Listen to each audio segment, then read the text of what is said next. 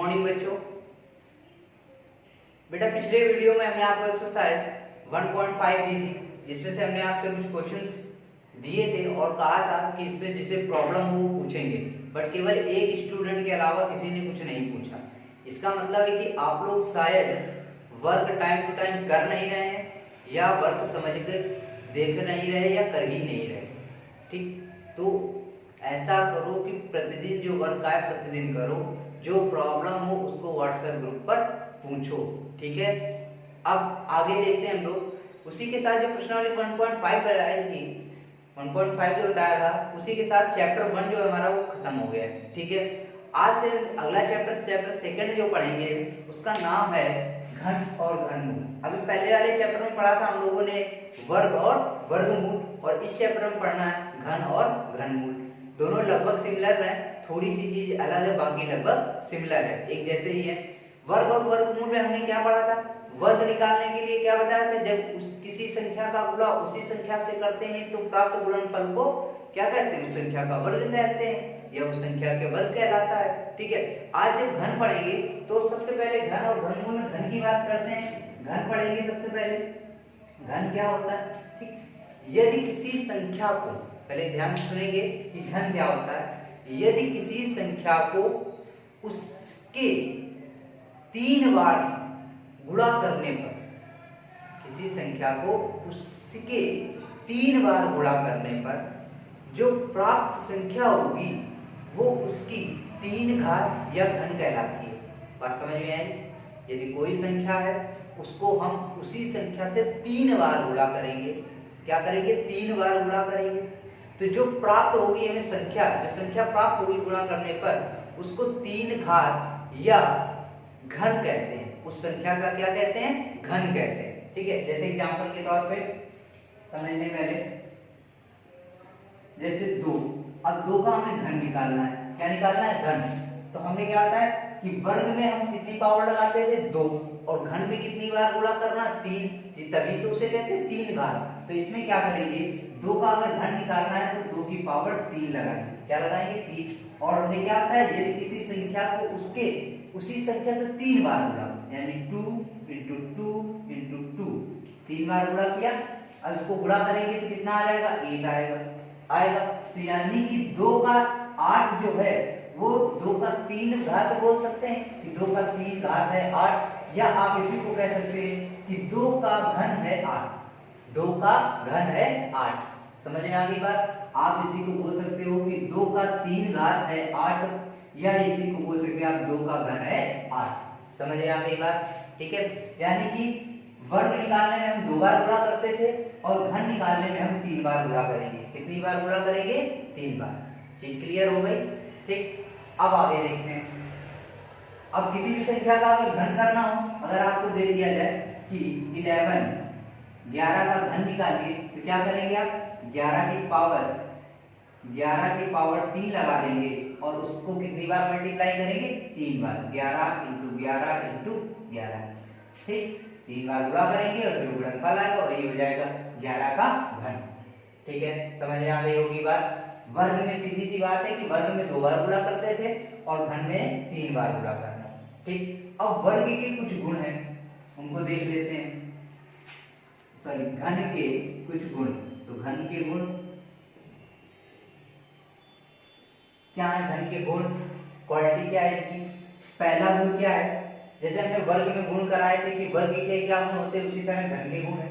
पहला गुण है, यदि कोई संख्या सम है, कोई संख्या या पूर्णांक कोई सम है, तो उसका घन हमेशा एक सम संख्या होगी।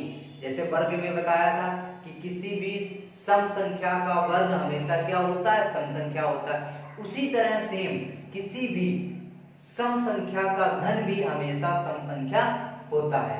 नंबर 1। नंबर 2 क्या हुआ?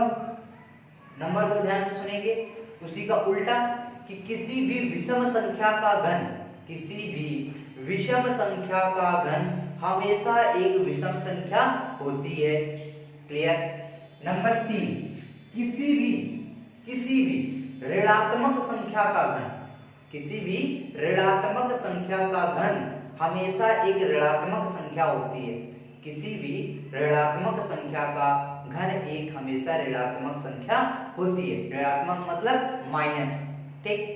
अब जैसे पहले आपको हमने क्या बताया कि किसी भी सम संख्या का घन हमेशा एक सम संख्या होता है। सम संख्या का घन एक सम संख्या होता है। एग्जांपल से ही देख लेते हैं। पहला कि मान लिया दो कैसा है, सम संख्या है। अब दो का हम घन निकालेंगे तो कितने, 3 का और लगाएंगे, यानी 2 × 2 × 2, तो कितना आएगा, 8 आएगा। देखा कि हमने 2 हमारा क्या है, सम संख्या है, और 8 भी हमारा क्या है, सम संख्या। यानी दो का, यानी किसी भी सम संख्या का घन हमेशा एक सम संख्या होगा। क्लियर। दूसरे में क्या बताया, दूसरे में हमने बताया भी आपको कि किसी भी विषम संख्या का घन एक विषम संख्या होता है। इसको भी एग्जांपल से देख लेते हैं। 3 क्या है, छोटे से एग्जांपल से देखते हैं। 3 से 3 का क्यूब यानी 3 का घन निकालना है। और 3 एक कैसी संख्या है, विषम संख्या है। कैसी है, विषम संख्या है। जब 3 एक विषम संख्या है तो इसका यदि हम घन निकालेंगे यानी 3 बार मल्टीप्लाई कराएंगे, 3 बार गुणा करेंगे, तो 3 त्रिका 9 और 9 त्रिक 27। और 27 कैसी संख्या है बताइए, कैसी संख्या है, सम है या विषम, विषम है ना। तो सम तो है नहीं, क्या है, विषम। यानी 3 भी हमारा विषम था और 27 भी हमारा क्या है, विषम है।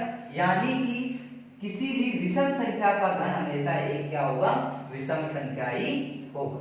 ठीक। और एक चीज और याद रखिए कि एक जो है, जो एक है, संख्या जो एक है वो क्या है, सबसे छोटी पूर्ण घन संख्या है। जो संख्या एक है वो सबसे छोटी पूर्ण घन संख्या है और बड़ी नहीं ज्ञात कर सकते, क्योंकि जो संख्या है हमारी यह प्राकृतिक संख्या हो गया अनंत तक है, इसलिए सबसे बड़ी पूर्ण घन संख्या हम नहीं बता सकते। लेकिन जो सबसे छोटी पूर्ण घन संख्या है वो 1 है। कितनी है, 1। ठीक। अब इसमें तीसरे नंबर पे हमने क्या बताया था आपको कि किसी भी ऋणात्मक संख्या का घन हमेशा एक ऋणात्मक संख्या होती है। तो ऋणात्मक संख्या यानी माइनस की, जैसे मान लिया -2 का घन किया हमने, किसका किया, -2 का। ऋणात्मक संख्या है ये -2। अब इसका घन करेंगे तो क्या होगा, -2 × -2 इक्वल। ठीक। तो -2 × -2 इक्वल। अब इसका गुणा करेंगे तो 2 दूनी 4, 4 दूनी 8, गुणनफल तो 8 ही आएगा। लेकिन माइनस का क्या होगा, इस माइनस और इस माइनस का गुणा करेंगे तो प्लस हो जाएगा, और फिर प्लस आ जाएगा, और प्लस से फिर इस माइनस का गुणा करेंगे तो प्लस × माइनस क्या हो जाएगा, माइनस। तो संख्या किसमें थी, माइनस में, घन किसमें निकला, माइनस में। तो ये वही पॉइंट क्लियर हो गया ना कि किसी भी ऋणात्मक संख्या का घन एक हमेशा ऋणात्मक संख्या होती है। इतनी चीज क्लियर हो गई। ठीक है। अब इतनी चीजें क्लियर होने के बाद अब हम आपको एक्सरसाइज में ले चलेंगे। एक्सरसाइज देखेंगे। प्रश्नावली 2.1 का पहला क्वेश्चन क्या कह रहा है, कह रहा है निम्न संख्याओं के घन ज्ञात कीजिए। तो अभी हमने क्या बताया आपको, घन कैसे निकालते हैं, पावर 3 लगा देते हैं, उस संख्या का 3 बार गुणा कर देते हैं। तो इसका भी वही करेंगे। जैसे पहला क्वेश्चन है 12 का घन निकालना है, तो लिख देंगे हम 12 का क्यूब पावर 3 बार। तो क्या लिखेंगे, 12 × 12 और × 12 इक्वल, गुणा कर देंगे। तो 12 बार जब होता है 144 और × 12 गुणा करेंगे कितना आएगा, 12 चौक 36, 12 चौक 48 की 8 हाथ से 4 और 12 चौक 48 और 48 से 4 52 हाथ से लगे 5 और 12 कम 12 5 17, कितना हो गया 1728। ये हमारा हो गया आंसर। ये 12 का क्या हो गया, घन। ठीक है। इसी तरह हमें इसका निकालना है -2/7 का घन यानी पावर 3 कर देंगे। तो इसका क्या होगा, -2/7 × -2/7 इक्वल। ठीक है। गुणा करेंगे तो ये पहली बात तो माइनस है, तो इसका जो घन आएगा वो किसमें आएगा, माइनस में। और क्योंकि तीसरा पॉइंट अभी हमने समझाया था कि किसी भी ऋणात्मक संख्या का घन हमेशा क्या होता है, ऋणात्मक।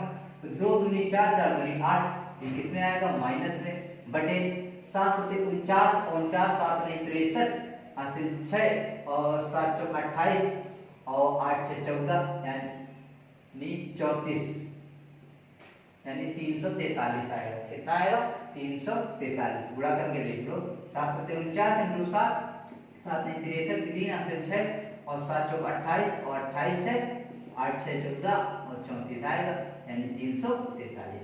ठीक है। ये 343, ये इसका हो गया आंसर। ठीक, तो अब किसी भी नंबर का घन तो आप लोग निकाल ही लेंगे, नहीं निकाल पाएंगे? किसी भी संख्या का घन तो निकाल लेंगे। हमें क्या करना है, पावर 3 लगाना है और पावर 3 लगा के 3 बार गुणा करके लिख देना है। ठीक है, घन निकाल लेंगे। अब तो अब एक नंबर में जितने भी क्वेश्चन है सबके घन निकालेंगे आप लोग। उसके बाद देखते हैं क्वेश्चन नंबर 2। क्वेश्चन नंबर 2 में कह रहा है निम्न में से कौन सी संख्याएं परिपूर्ण घन है। परिपूर्ण मतलब पूर्ण घन। ठीक है, पूर्ण घन जैसे पिछले चैप्टर में हमने पूर्ण वर्ग पढ़ा था, उसी तरह यहाँ हमें पढ़ना है पूर्ण घन। मतलब पूर्ण वर्ग में क्या था, पूर्ण वर्ग में क्या था, जिसके दो दो के जोड़े कंप्लीट हो जाते थे वो संख्या पूर्ण वर्ग होती थी। अब इसमें क्या होगा, पूर्ण घन में इसमें हम 3 बार गुणा करते हैं, तो इसमें भी जो जोड़ा बनाएंगे हम वो 3 का बनाएंगे। किसका बनाएंगे, 3 का। जिस संख्या का 3 के जोड़े कंप्लीट होंगे वो संख्या पूर्ण घन होगी, अदरवाइज बाकी संख्या पूर्ण घन नहीं होगी। ठीक है, आइए देखते हैं कैसे पता करें कि कौन सी पूर्ण घन है कौन सी नहीं है। जैसे 27 लिखा है तो सबसे पहले जैसे पूर्ण वर्ग में क्या करते थे, फैक्टर। तो यहाँ भी सबसे पहला काम फैक्टर, 3 से काटेंगे 3 9 27, फिर 3 से 3 त्रिका 9, फिर 3 से 3 एकम 3, कट गया। इसके बाद अब जब ये कट गया तो 27 के जो फैक्टर है वो कितने, 3 × 3 × 3 है, और ये 3 का पेयर बना रहा है, 3 का जोड़ा कंप्लीट हो गया हमारा। अब जोड़ा अगर 3 का कंप्लीट हो रहा है तो लिख देंगे अतः 27 एक पूर्ण घन, या परिपूर्ण घन लिख सकते हैं, पूर्ण घन संख्या है।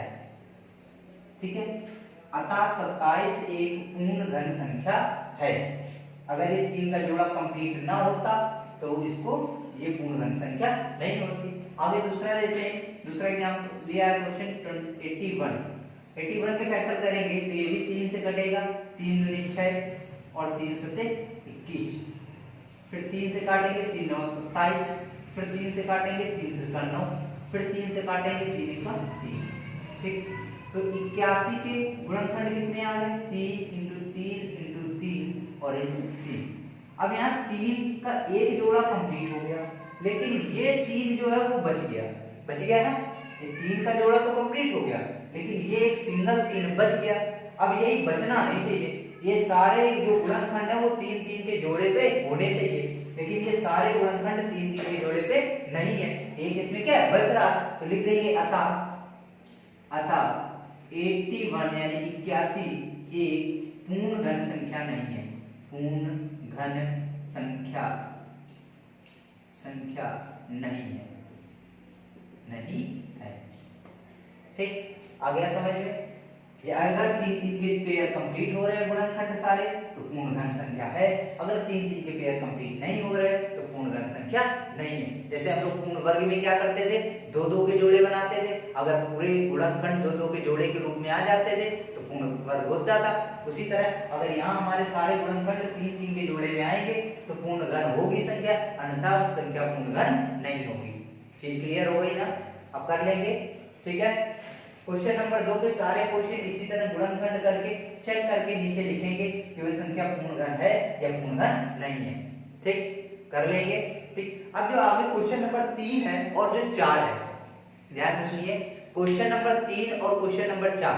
क्वेश्चन नंबर 3 में कह रहा है कि बताइए, कुछ बहुत सारी संख्याएं दी है और पूछ रहा है कि बताइए इनमें से कौन सी संख्या सम धन पूर्णांक का घन है और कौन सी संख्या विषम धन पूर्णांक है।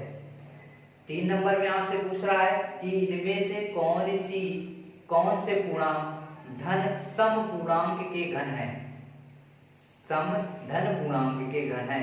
और सम धन पूर्णांक धन सम पूर्णांक, तो सम पूर्णांक का घन कैसा होता है, एक सम संख्या होती, बताया कि सम संख्या का घन क्या होता है, सम संख्या। तो इसमें से हमें सीधे सीधे क्या करना है, जो संख्या सम होगी वही सम संख्या का घन होगी। क्या होगी, वही सम संख्या की घन होगी। तो सीधी सी बात है, हमें क्या कौन सी संख्या छांट के लिखनी है, जो उनमें से सम संख्या है। कौन सी छांट के लिखेंगे, सम संख्या। 3 नंबर में सम संख्या छांट कर लिखनी है। और जो 4 नंबर में पूछा गया उसमें कहा गया कि विषम घन पूर्णांक कौन से हैं, तो विषम घन पूर्णांक कौन से है, तो विषम घन कौन है, विषम संख्याओं के घन ही विषम संख्या होती है। विषम संख्याओं का घन क्या होता है, एक विषम संख्या होती। तो जितनी उसमें विषम संख्या होंगी वो सारी क्या होंगी, विषम संख्याओं की घन है। किसकी है, विषम संख्याओं की घन। तो वही विषम संख्या हमें छांट कर लिखनी है।